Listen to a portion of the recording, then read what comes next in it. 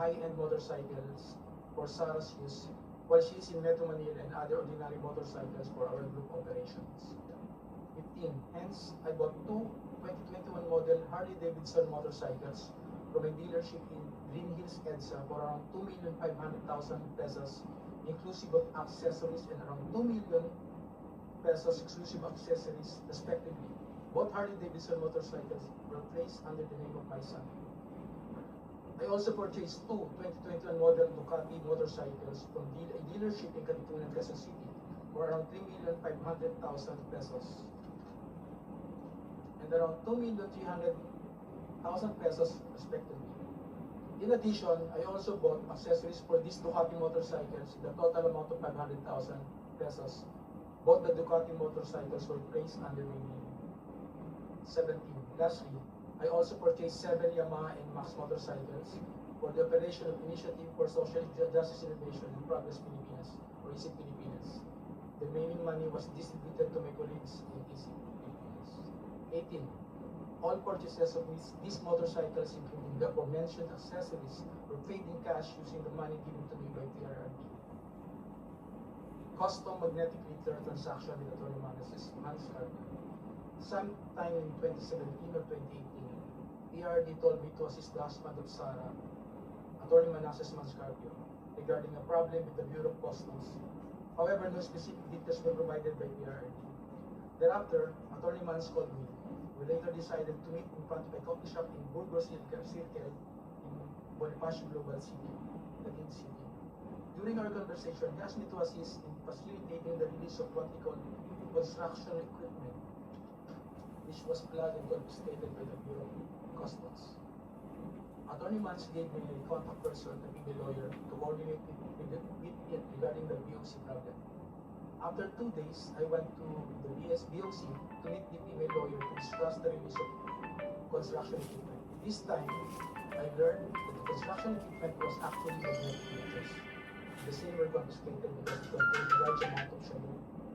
However, the female lawyer informed me that it was difficult to release the same because it was a hot item. 22. I reported this to Atty. Mans and we meet again in the same spot in BGC, Taguig City. This was the last time we met regarding the issue. Later, I learned that the content of the magnetic meters is at least 500 kilograms of shabu worth 4.3 billion pesos were mysteriously missing. Dummy accounts and bank transaction of PRD. Despite only earning 100,000 pesos to 150,000 pesos from my services to PRD, millions of pesos went through bank accounts opened for me by close associates of PRD. I admit that during PRD's term as president, I served as a dummy for the transfer of large amount of money.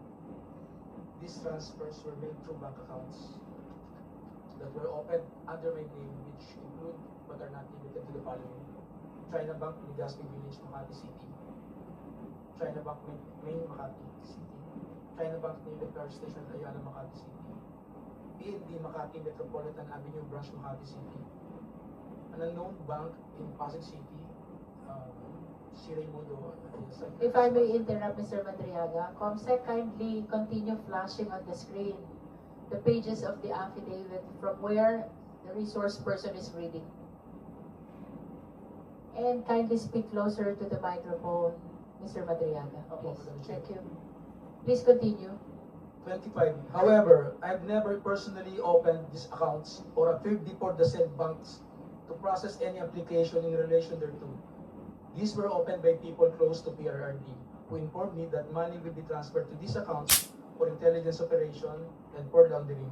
I was later instructed to sign an entire checkbook where the amounts and pays are left blank. I agreed to this because at the time I had complete trust in PRD and his close associates. 26. On some occasions, PRD would call me to inform me that someone from the aforementioned bank would contact me to confirm a withdrawal or encashment.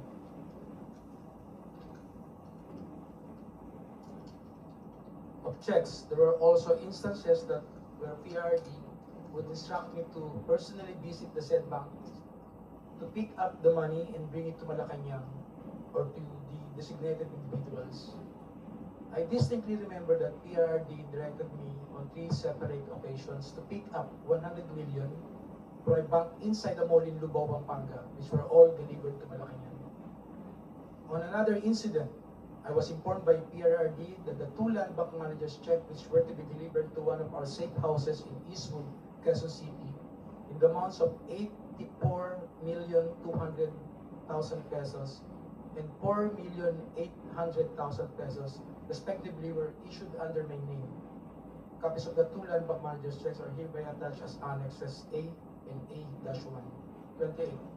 To prove the aforementioned allegations, I am willing to execute an affidavit, authorization, or any other document, and to perform all acts necessary for Committee on Justice of the House of Representatives or the courts to access the aforementioned bank accounts and all other bank accounts under my name.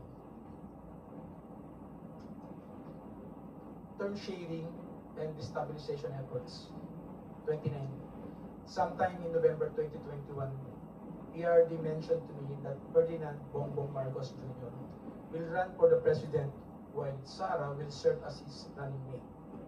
PRD added that a few months ago, BBM and Senator Amy Marcos visited him to discuss a possible alliance to the 2022 national elections. During this meeting, BBM was able to convince PRD to have Sara as BBM's vice president. However, they also agreed that by 2025, BBM will voluntarily step down to give way for a Sara presidency. After Sara took her oath as vice president, PRRD had a discussion with me, with retired generals of the Armed Forces of the Philippines, where I was also present regarding all the possible scenarios for unseating BBM by 2025, in case he reneged on his promise. The general objective was to ensure that PBBM will only serve less than 4 years of his term as president, so that Sara, upon assumption to the presidency, will still be eligible for the presidency in 2028. 31. I remember that one of the plans considered was to sabotage BBM's administration by using some of BBM's own men, either recommended by PRD for appointment or allied with the Dutertes, to reveal supposed corruption issues that will serve as a precursor for an impeachment or complaint. 32. In the event that BBM will not voluntarily step down or hand over the presidency to Sara, extraordinary measures of overthrowing BBM will be considered, which include assassination, mass resignation of government officials, civil disobedience, and even an armed assault of Malacanang Palace. It was also considered by PRD to arrange assassination or armed hits of several government officials in order to cause massive civil unrest. The resulting civil unrest will be used as basis to organize a group of military officers to stage a coup. 33. One of my assignments was to recruit civil groups, schools, clubs, fraternities, criminal groups, and syndicates. Inday Sara is my president, ISIP, at 2022 National Elections Campaign. 34. In 2020, I was instructed by PRRD and Sara to help form a group to support Sara's candidacy for presidency in the 2022 national elections. Hence, I helped establish and register a non-profit corporation called Initiative for Social Justice Innovation and Progress, or ISIP Philippines, Incorporated. But to us supporters of Sara, ISIP actually stands for Inday Sara is my president. I helped establish ISIP together with some friends of DP Sara and alumni of San Sebastian College of Law, SSC Law, including Assistant Special Prosecutor Ryan Ray Kilala of the Office of the Ombudsman, and his wife, Aurea Fortuna Kilala. A screenshot of one of ISIP's video conference meetings where Sara and Attorney Ryan were present is here to attach as Annex B. My photo of Attorney Reynold Monsayac wearing an Inday Sara is my president is here to attach as Annex B-1. 35. I got close with Attorney Ryan, who was previously a professor of Sara and former associate dean of SSC Law. He shared with me that Sara was not particularly good in school, was often struggling with her academics and habitually rude and violent to other students. Hence, Attorney Ryan used his influence in San Sebastian College of Law to ensure that Sara received passing grades despite her poor academic performance. 36. Attorney Ryan and his wife became quite close to me and my family that they agreed to serve as godparents in my son's wedding. A photo of Attorney Ryan and Rhea taken during my son's wedding is here to attach as Annex C. Shortly after we organized ESIP, I was informed by PRRD that funding will be made available for the activities of ESIP through the contribution of his friends and supporters. One of those friends and supporters is Lin Wei Zhong, who was the financial officer of Parmalee Pharmaceuticals. Sometime in June or July 2021, PRD informed me that someone will call me to directly coordinate the turnover of 175 million to fund ESIP's organizing efforts, promotional and campaign activities. Thereafter, a man called me to proceed to the basement parking of Seda Hotel, Quezon City, to pick up the said amount. Thus, I hurriedly went to the place with my cousin Rosendo Madriaga. As I recall, the money was placed inside several large backpacks and bags, which were handed to me at basement of parking of Seda Hotel, Quezon City. I loaded the same to my white Toyota Land Cruiser. Lin Wei Xiong was present when I received the said amount together with two other individuals. He then asked me where will the money be used. I informed him that this will be used to fund election of Sara, to which he replied, good, good. 40. I directly brought this money to my house for safekeeping. Thereafter, I used this money to fund the campaign activities of ESIP across the country and to establish, organize, and maintain its chapters for the purpose of promoting Sara's presidential bid in 2022 national election. Some of these chapters include Quezon, Binangonan, Bicol, Antipolo, Quezon City, Zambales, Leyte. Photos of East Filipinas activities are here to attach as annexes D to D-7. 41.